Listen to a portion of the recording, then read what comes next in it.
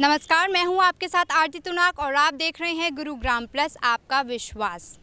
जैसा कि आप सभी जानते हैं कि मोदी सरकार द्वारा किसानों के हक में एक बड़ा ऐलान किया गया है। पीएम नरेंद्र मोदी ने अपने बयान में ऐलान किया है कि जो ये 3 कृषि कानून हैं इनको केंद्र सरकार द्वारा हटा दिया जाएगा। और इसी मुद्दे पर चर्चा के लिए हमारे साथ मौजूद हैं बीजेपी नेता अत्तर सिंह संधू जी। सर, बहुत बहुत स्वागत है आपका हमारे गुरुग्राम प्लस चैनल में। धन्यवाद आरती जी। सर, मैं आपसे ये पूछना चाहूँगी कि मोदी सरकार ने कल पीएम नरेंद्र मोदी ने इतना बड़ा ऐलान किया है कि कृषि जो कानून है 3 उनको केंद्र सरकार द्वारा हटा दिया जाएगा। तो सर, जो किसान हैं वो फिर भी धरने प्रदर्शन पर बैठे हुए हैं, इस पर आप क्या कहेंगे सर? देखिए मैडम, करीब 1 साल से आंदोलन चल रहा है किसानों का। और मैं तो ये कहूँगा जो बिल लेकर के भाजपा सरकार आई थी वो कहीं युवाओं के हित में जरूर था, क्योंकि जो एफपीओ बनने थे उससे युवाओं को बहुत फ़ायदा होने वाला था। फिर भी सरकार ने समझा कि जो पक्ष के लोग हैं वो करीब 1 साल से किसानों का बरगला रहे हैं और वो आंदोलन कर रहे हैं। फिर भी देश के प्रधानमंत्री जो किसान हितैषी भी हैं और अन्नदाता की दिल की आवाज़ सुनी और इन बिलों को उन्होंने निरस्त करने का फैसला किया। अच्छी बात है। अगर जो हम तो इस प्रजातंत्र में सबको आज़ादी है, अगर किसान चाहता है अभी बिल नहीं होने चाहिए तो नहीं होने चाहिए। फिर भी सरकार की जो इच्छा है वो देश किसान हितैषी है और किसानों के हित के लिए सरकार इतने दिनों से प्रयत्नशील है। देखिए, अभी किसानों के लिए सरकार ने 12 रुपये डीजल में कम किया है। इससे किसानों की मांग थी, इससे किसानों को खासकर डीजल किसान इस्तेमाल करता है, उससे किसान को बहुत बड़ा फायदा होगा। और जहाँ तक अभी जो किसानों के लिए जो नीतियाँ सरकार लेकर के आ रही है वो खासकर हमारा अभी जो खेती करते थे हरियाणा और पंजाब में, वो करीब पहले 85% किसान खेती करता था, अब वो घट के 20% 65% पे लोग खेती पे आ गए थे, क्योंकि युवा वर्ग खेती करना नहीं चाहता था। वो चाहता था भाई कोई फैक्ट्री में जा कर के उद्योग धंधों में काम करूं। लेकिन सरकार ने जो अभी जो नीतियां सरकार युवाओं को लेकर के आ रही है, एफपीओ लेकर के आ रही है, उसमें एक एफपीओ में करीब 300 किसान जुड़ेंगे। अगर मेरे खेत में मेरा हमारी जो खेती बहुत छोटी होती जा रही है, लगभग 2-3 एकड़ का किसान है। आज मैं एक किसान हूँ, समझो मेरे पास 2 एकड़ ज़मीन है।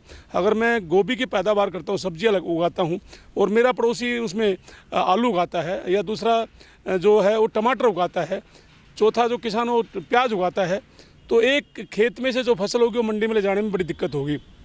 तो थोड़ी थोड़ी फसल करके एक टेम्पो में, एक ट्रांसपोर्ट में उस मंडी तक ले जा सकता है, ताकि उस फसल के भाव अच्छे बने। ये सरकार की अच्छी नीतियाँ हैं। तो मैं तो सरकार का, माननीय प्रधानमंत्री जी का धन्यवाद करूंगा जिन्होंने किसानों की सुध ली। और देश में अब तक कांग्रेस की सरकार रही 70 सालों तक, कभी किसानों के हित में कभी नहीं किया उन्होंने, हमेशा किसानों पर। सर, आप पीएम मोदी जी का धन्यवाद कहना चाहेंगे, लेकिन सर जो धरना प्रदर्शन हो रहा है वो किसानों का 9 महीने हो गए, 9-8 महीने हो चुके हैं और कितने किसानों को नुकसान भी पहुंच गया। तो सर जो ये कृषि कानून है इनको अगर हटाना ही था तो सर ये काम पहले क्यों नहीं किया गया? क्योंकि कितने परिवार हैं जो किसान के, जो इसमें कितने किसान हैं जो मर गए। तो सर आप इसमें क्या कहेंगे, जो ये कानून है ये पहले क्यों नहीं हटाए गए? देखिए आरती जी, पहले तो मैं जितने किसान इस आंदोलन में जिनकी शहादत हुई है या जिनकी मृत्यु हुई है उनके प्रति अपनी मैं गहरी संवेदना व्यक्त करता हूँ। भगवान प्रभु उनको अपने चरणों में स्थान देवे। दूसरा मैं कहना चाहता हूँ, ये पूरी तरह आंदोलन राजनीतिक है और था, क्योंकि कांग्रेस के जो लोग हैं, विपक्ष के लोग हैं जो जी। तो सर आपका कहना है कि जो विपक्ष के लोग हैं वो इस मुद्दे को हवा दे रहे थे? देखो, पूरी तरह से इस आंदोलन को फंडिंग की जा रही थी। जो भारत विरोधी जो देश हैं वो लोग इसमें फंडिंग कर रहे थे, ताकि किसानों को बरगला जा सके और भारत की अर्थव्यवस्था को नुकसान पहुंचा जा सके। ये उनके देश के प्रधानमंत्री ने योजना को कामयाब नहीं होने दिया और देश हित में एक फैसला सुना दिया सुबह, भाई ये जो कृषि कानून है, क्योंकि हमारा किसान पार्टी ने सरकार को बनाया था और उस पार्टी की जिम्मेदारी बनती है किसान हित में फैसले ले।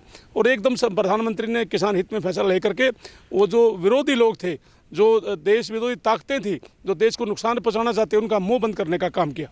जी सर, जैसा कि पीएम नरेंद्र मोदी के संबोधन में देखा गया कि उन्होंने कहा कि जो ये कृषि कानून है ये हक किसानों के हक में थे, और लेकिन हम किसानों को समझा नहीं पाए। तो सर आपके हिसाब से कि जो ये 3 कृषि कानून थे ये सही थे? देखिए, अब मैं फिर आपको कहूँगा कि उसमें कुछ योजनाएं खासकर युवा वर्ग के लिए थी। हम चाहते हैं भाई हमारा जो देश में युवा है उसको रोज़गार मिले। उसको रोज़गार जब मिलेगा जब हम नई योजना लेकर के आएंगे। मैंने कहा ना, एफपीओ जैसी जो नीति थी वो किसान हित में थी। और दूसरा मैं कहना चाहूँ, मंडी व्यवस्था पर जो मामला था, पहले क्या था, पैसा, फसल का पैसा आढ़ती के पास आता, आढ़ती किसान को देता था, आढ़ती उसमें लिंगर ऑन करता, 2-2 महीने तक पैसा नहीं देता था, ब्याज खा जाता था, फिर अपना कर्ज काटता था जब किसान को पैसा मिलता था। सरकार योजना लेकर के आई कि जो पैसा किसान के सीधा खाते में जाए। सरकार ने जो केवाईसी के तहत या पीएम किसान योजना के तहत जो लोन लिया है उसी खाते में पैसा चला जाता है। और उस खाते का क्या नियम है, उसमें 7% इंटरेस्ट है और 3% रिवर्स होकर 4% इंटरेस्ट लगता है। अगर तुरंत किसान के खाते में पैसा चला जाता है तो उसका रिन्यूअल हो जाता है पैसा, उस पैसे को अगले दिन निकाल के आढ़ती का दे देते हैं ताकि किसान सुरक्षित रहे। ऐसी योजनाएं किसान हित में थी। ये पूरी तरह आंदोलन फंडिंग था। खासकर आढ़ती और सेलर वालों ने ऐसी योजना बनाई जो किसान है वो भर ना पाए।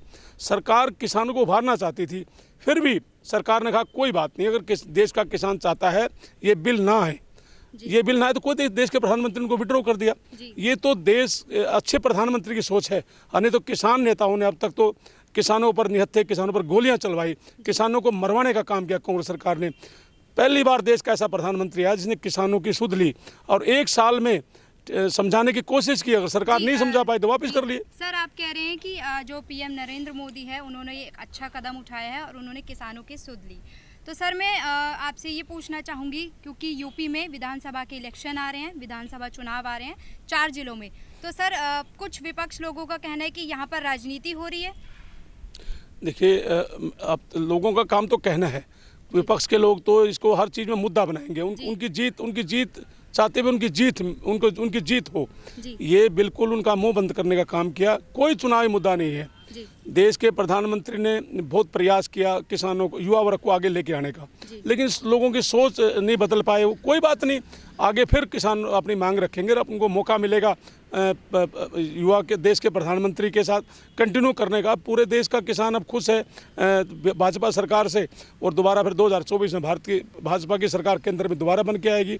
हरियाणा में मनोहर लाल जी की सरकार बनेगी, पंजाब में भी हमारी सरकार बनने जा रही है। उत्तर प्रदेश में योगी जी ने जो काम किया, भ्रष्टाचार और क्राइम को जीरो कर दिया योगी जी ने। तो ऐसा काबिल मुख्यमंत्री, ऐसे काबिल प्रधानमंत्री तो किसी देश में है ही नहीं। पूरी तरह से कोई लालच नहीं है। हरियाणा के मुख्यमंत्री देख लीजिए, कोई लालच नहीं है, अपना कोई पर्सनल एजेंडा नहीं है उनका। योगी जी का कोई अपना एजेंडा नहीं है।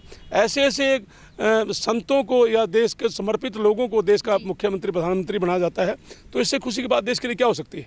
सर मैं आपसे ये पूछना चाहूँगी कि आप सरकार की ओर से या फिर आप एक किसान नेता है, क्योंकि आप एक बीजेपी नेता भी हैं, आप उनकी मीटिंग्स में आते हैं। तो सर आप किसान नेता हैं या एक बीजेपी नेता हैं? देखिए, मैं पहले किसान हूँ और पूरी तरह से मैंने अपने हाथों से हल जोता है और किसान परिवार से संबंध रखता हूँ।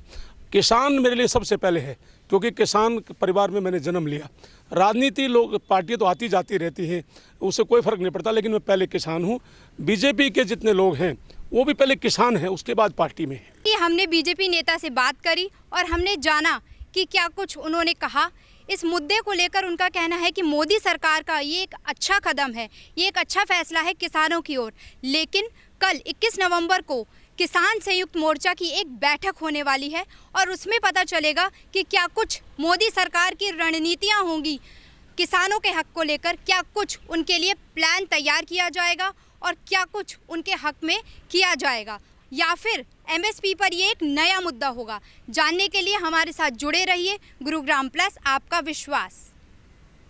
गुरुग्राम की हर छोटी बड़ी खबर के लिए YouTube पर सब्सक्राइब करें गुरुग्राम प्लस और Facebook और Instagram पर फॉलो करें। और हाँ, बेल आइकन दबाना ना भूलें। आप हमें कॉल और व्हाट्सएप भी कर सकते हैं। हमारा नंबर है 9643107600।